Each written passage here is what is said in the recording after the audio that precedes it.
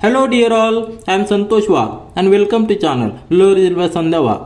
आज आपण पाहणार आहोत क्लास 10 मॅथमॅटिक्स पार्ट 2 मधील प्रॉब्लेम सेट 2 चॅप्टर आहे पायथागोरस थेरम. ह्या व्हिडिओमध्ये आपण प्रॉब्लेम सेट 2 मधील question number 8, question number 9, question number 10 पाहणार आहोत.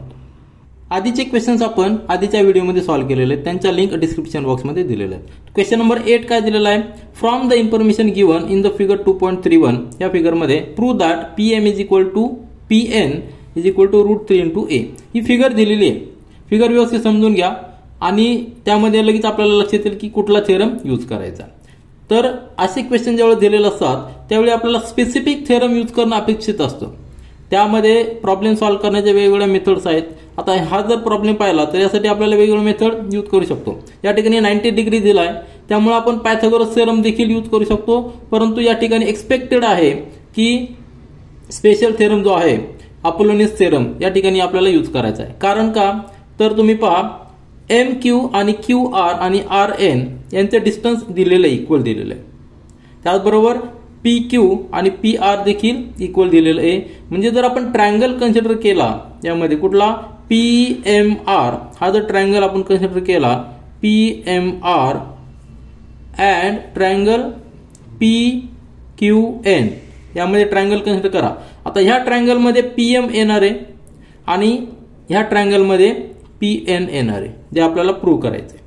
दोन ट्रायंगल आपण काय घेतले असे काय घेतलेले तर दोन्ही ट्रायंगल मध्ये आपल्याला रिक्वायर्ड लेंथ या ठिकाणी आलेले आहेत. मग हा जर ट्रायंगल आपण कन्सिडर केला किंवा हा जरी कन्सिडर केला त्यामध्ये तुमच्या लक्षात येईल की पी क्यू ए आहे, पी आर ए दिलेली आहे, पण महत्वाचं काय आहे क्यू आर आणि आर एन हे दोन्ही इक्वल दिले आहेत. म्हणजे R is a mid point.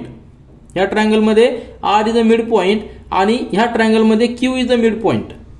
ज्यावेळी आपल्याला मिड पॉइंट दिलेला असतो म्हणजेच काय अपोजिट व्हर्टेक्स पासून जर तो मिड पॉइंट जॉईन केला तर आपल्याला मीडियन असते. आणि ज्यावेळी मीडियन आपल्याला दिलेली असती, मीडियन दिल्यानंतर आपल्याला त्या ठिकाणी अपोलोनियस थेरम यूज करता येतो. आलं लक्षात? तर अपोलोनियस थेरम या ठिकाणी आपल्याला यूज करणं अपेक्षित आहे. पायथागोरस थेरम यूज करून देखील आपण हे प्रूव्ह करू शकतो.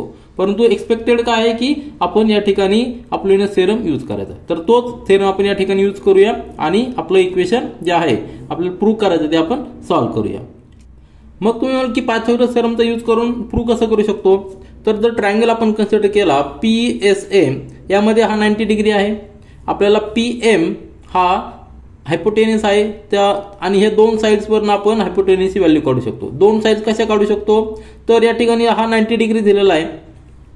हा जर ट्रायंगल पाहिला त्यामध्ये दोन साइड्स इक्वल आहेत आणि इकडे 90 डिग्री दिलेले, म्हणजे हा काय असणार आहे सेंटर पॉइंट असणार आहे.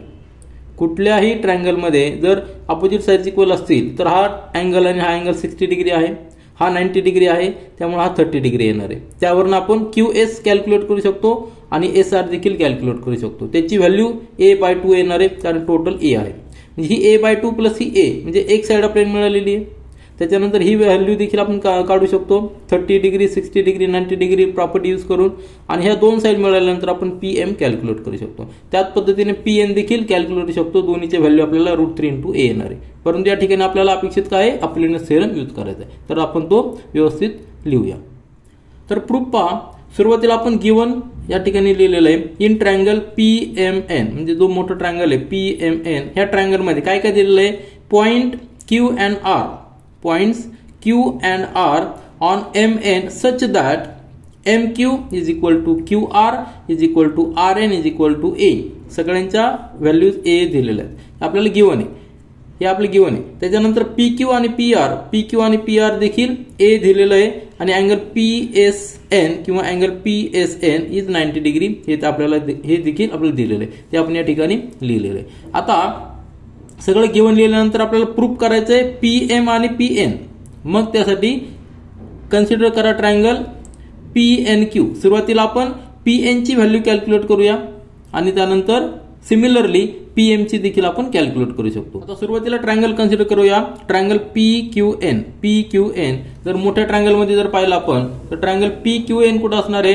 हा P त्याच्यानंतर Q आणि त्याच्यानंतर N. हा ट्रायंगल का घेतलेला आहे? कारण की आपल्याला ह्या दोन साइड्स इक्वल आहेत म्हणजे R मिड पॉइंट मिळणार आहे. आपण या ठिकाणी अपोलोनियस थेरम यूज करू शकतो. ट्रायंगल पुन्हा एकदा पहा क्यू एन यामध्ये R is a mid point, कारण की क्यू आर आणि आर एन दोन्ही साईडची व्हॅल्यू ए दिलेली आहे, म्हणून R is a mid point म्हणजे P R is a median. ते आपण या ठिकाणी लिहिलेलं आहे. ट्रायंगल पी क्यू एन मध्ये Q R is equal to R N is equal to A आपल्याला गिवन आहे, हे आपल्याला गिवन आहे.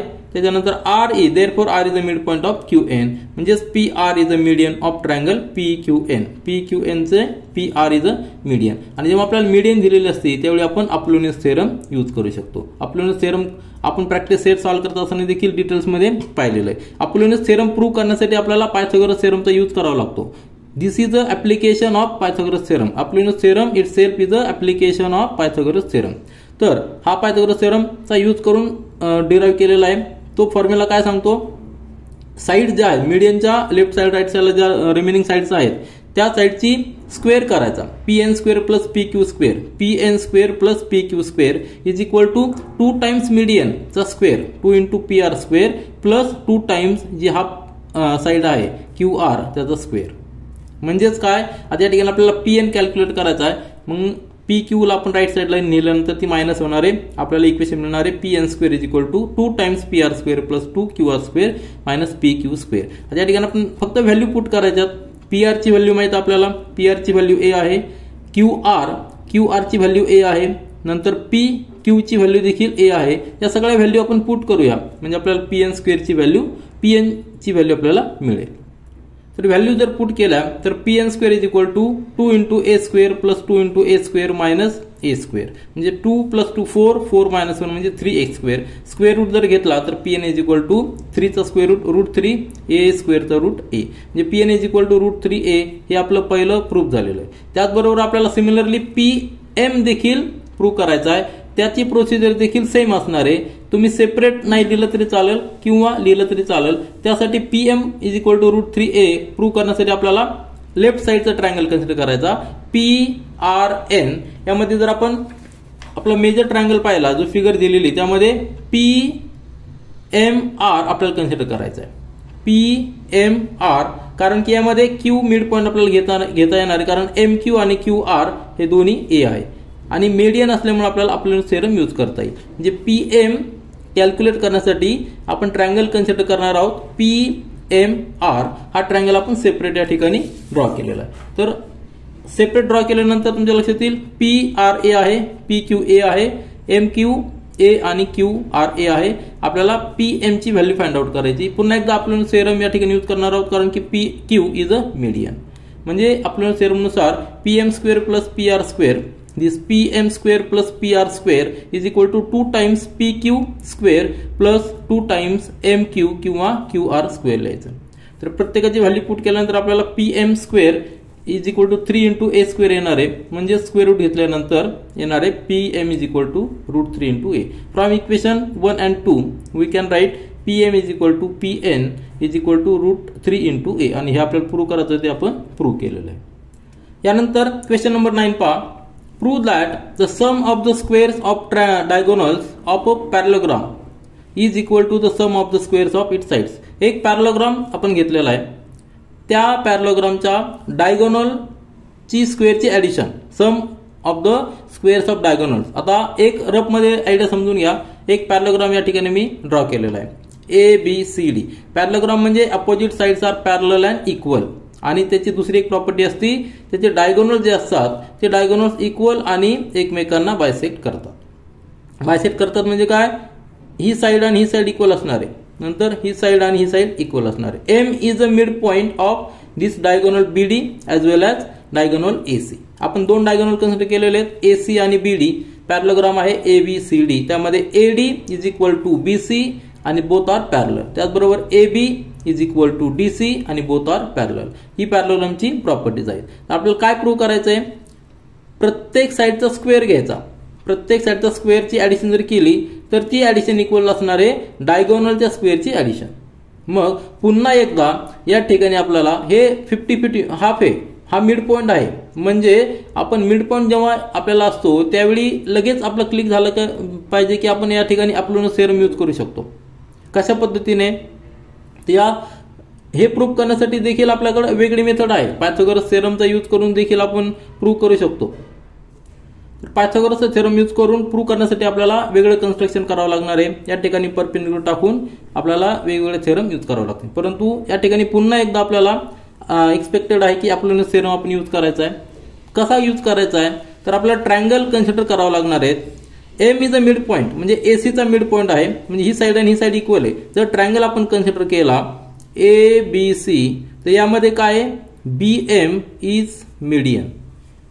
बरोबर आहे, कारण की या ठिकाणी A M is equal to M C, A M is equal to M C, म्हणून बी एम इज मीडियन. आणि जेव्हा आपल्याला मीडियन भेटते त्यावेळी आपण त्या ट्रायंगलमध्ये अपोलोनियस थेरम यूज करू शकतो.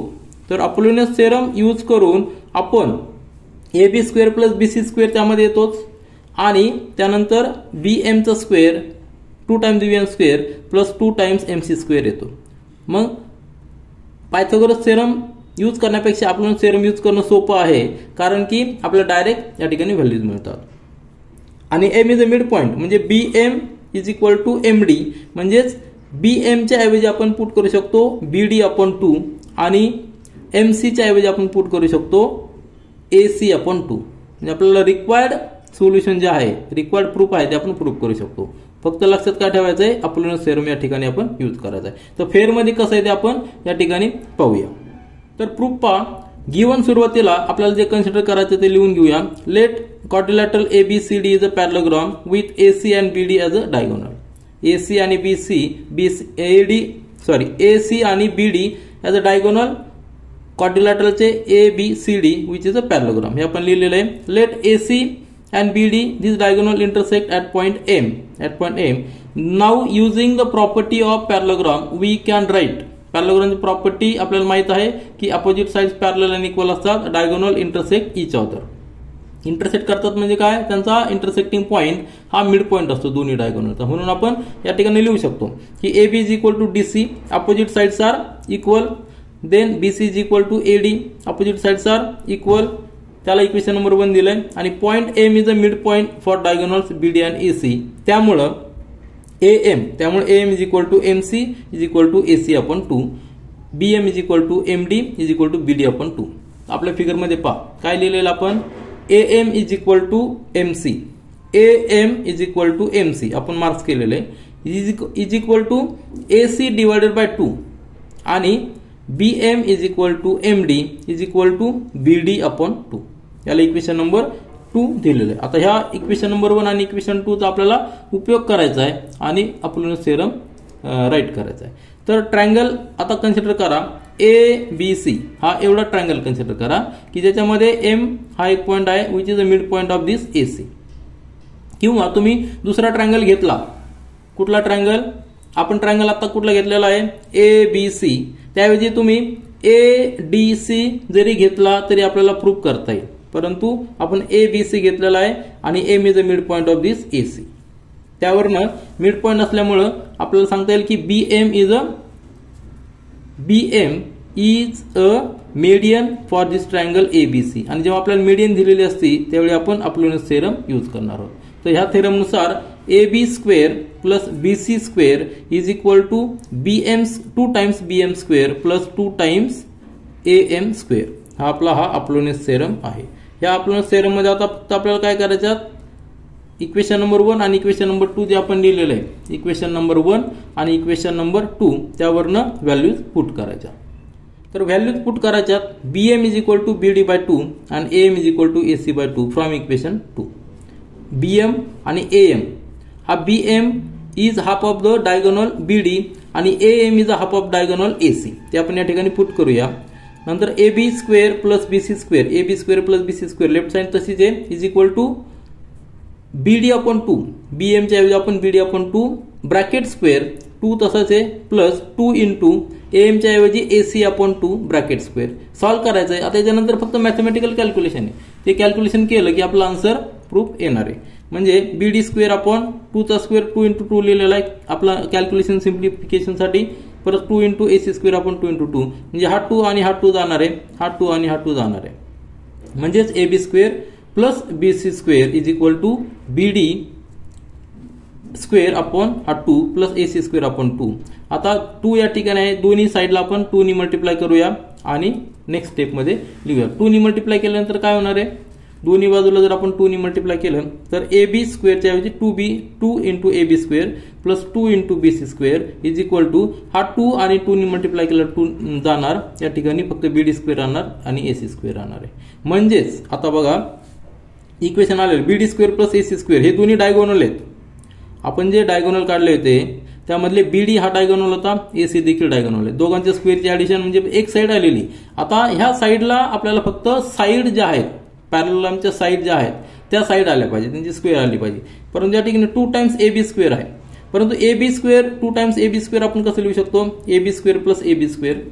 2 टाइम्स BC स्क्वेअर कसं लिहू शकतो, BC square plus BC square. आणि AB स्क्वेअर च्या ऐवजी आपण DC स्क्वेअर लिहू शकतो, कारण की AB is equal to DC from equation 1. AB is equal to DC आणि BC is equal to AD. म्हणजे एक AB स्क्वेअर ऐवजी आपण DC स्क्वेअर लिहू शकतो, एक BC स्क्वेअर ऐवजी आपण AD स्क्वेअर लिहू शकतो. म्हणजे आता हे सगळे साइड झाल्या पॅरललच्या. म्हणजेच आपण प्रूव्ह केलेलं आहे की जर आपण पॅरललच्या चारही साइडच्या स्क्वेअरची ऍडिशन केली तर ती ऍडिशन डायगोनलच्या स्क्वेअरची ऍडिशन एवढी असते. म्हणजे it is proved that sum of the squares of diagonal of a parallelogram is equal to the sum of the squares of its sides. आपल्याला जे प्रूव्ह करायचं होतं या ठिकाणी आपण प्रूव्ह केलेलं आहे. यानंतर क्वेश्चन नंबर 10 पहा. Pranali and Prasad started walking to the east and to the north respectively. Pranali आणि प्रसाद दोघे जण आहेत. प्रणाली ईस्टला वॉक करते आणि त्याचबरोबर प्रसाद नॉर्थला वॉक करतो. एक डायरेक्शन ईस्टला आहे, एक डायरेक्शन नॉर्थला आहे. आपण रफमध्ये आधी समजून घेऊया, त्यानंतर फेअरमध्ये क्वेश्चन लिहिणार आहोत. तर फ्रॉम द सेम पॉइंट ते चालू करतात ॲट द सेम स्पीड, त्यांचं स्पीड देखील सेम आहे. After 2 hours distance between them was 15 into √2 kilometre. Find their speed per hour. काय कंडिशन दिलेली आहे रफमध्ये पहा. एक पॉइंट आहे, त्या पॉइंटपासून ईस्टला ह्या डिरेक्शनला, ईस्ट डिरेक्शन म्हणजे राईट साईडला डिरेक्शनला प्रणाली मूव्ह होते. प्रणाली या डिरेक्शनला जाते आणि त्याचबरोबर हा जो पॉइंट आहे P पॉइंट म्हटलं आपण, तर ह्या P पॉइंट पासून at the same point with the same speed ह्या डिरेक्शनला नॉर्थ डिरेक्शनला प्रसाद मूव्ह होतो.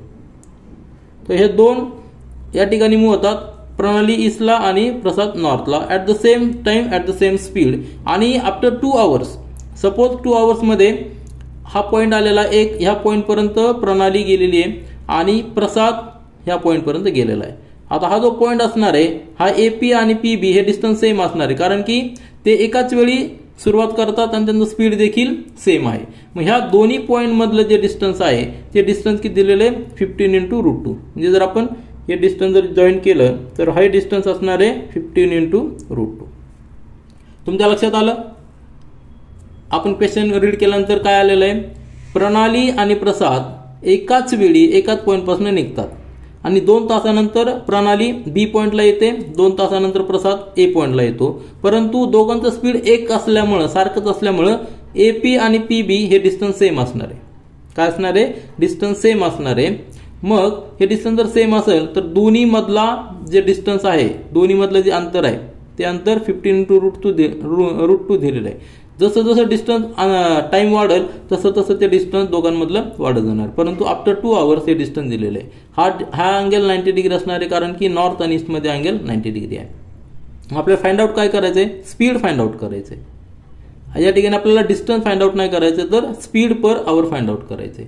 मग आपण पायथागोरस थेरम यूज करणार आहोत या ठिकाणी, कारण आपल्याला हायपोटेनस या ठिकाणी मिळालेला आहे.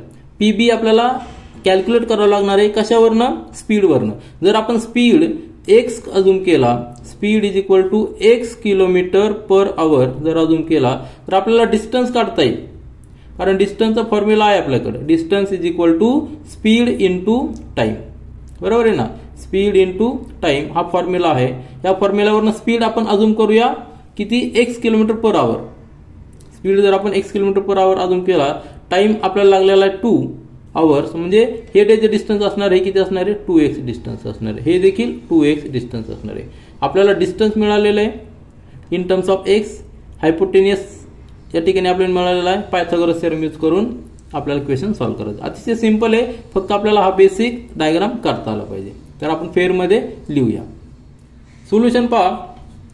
लेट प्रणाली and Prasad started walking from point P. ह्या पॉइंट P पॉइंट पासून दोघांनी सुरुवात केलेली आहे नंतर प्रणाली डिरेक्शन ईस्ट आणि प्रसाद डिरेक्शन नॉर्थ हे आपल्याला माहिती आहे, गिवन आहे, हे आपल्याला गिवन आहे.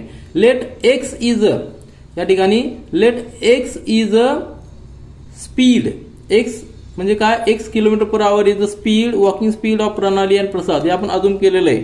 हा अजून करणं फार महत्वाचं आहे. हा जो पॉईंट आपण स्पीड अजून करणार आहोत, हे काय अजून केलेलं आपण स्पीड एक्स किलोमीटर पर आवर अजून केलेलं आहे, स्पीड अजून केलेलं आहे. त्यामुळे आपल्याला डिस्टन्स कॅल्क्युलेट करता येईल, कारण की आपल्याला टाइम आहे. आलं लक्षात. स्पीड आपण अजून केलेलं आहे, डिस्टन्स आपल्याकडे आहे, म्हणजे डिस्टन्स आपल्याला कॅल्क्युलेट करायचं आहे, टाइम आपल्याकडे आहे. Let P B and P A are the distance covered by Pranali and Prasad in 2 hours.